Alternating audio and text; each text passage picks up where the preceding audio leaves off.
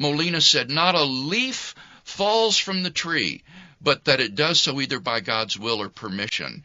And if he were living today, I think he would say the tiniest motion of a subatomic particle cannot occur, but without God's direct will or permission.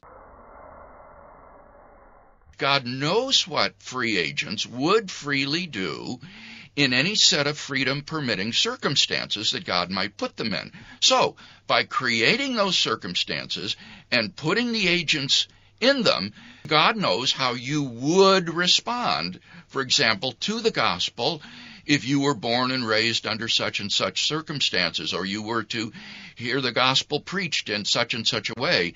And so by putting people in various circumstances, God can elect certain persons to salvation without abridging their free will.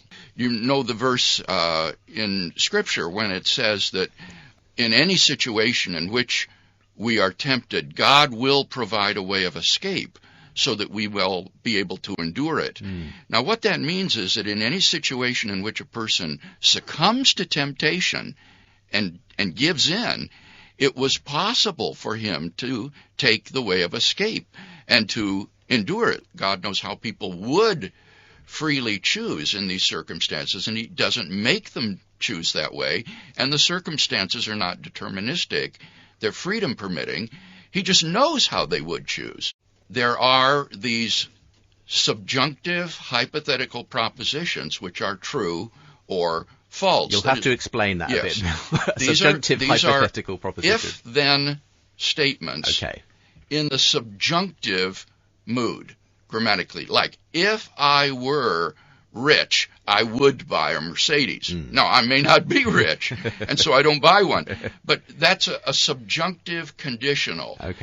We use these all the time in planning. If I were to ask the boss for a raise, he'd tear my head off. If we were to send the army around the left flank, we would prevail. These kinds of subjunctive conditionals are inherent to rational planning and activity. And more importantly, I think, Justin, for our purposes today, the Scripture is full of these kinds of subjunctive conditional statements. Let me just give one example. 2 Corinthians 2:8. Paul says, if the rulers of this world had understood this, they would not have crucified the Lord of glory. God will not coerce or overpower someone in order to save them. He will respect their freedom. In chapter 17 of the book of Acts, Paul says that from one man, God made every nation of men, that they should inhabit the face of the whole earth. And he determined the exact times and places that they should live. He did this that men might seek after God and reach out for him and find him, because he is not far from every one of us. For in him we live and move and have our being. Perhaps it's infeasible for there to be a world of universal salvation, given these subjunctive conditionals that we talked about. Because there may not be a world in which everyone would choose freely to be saved. Exactly.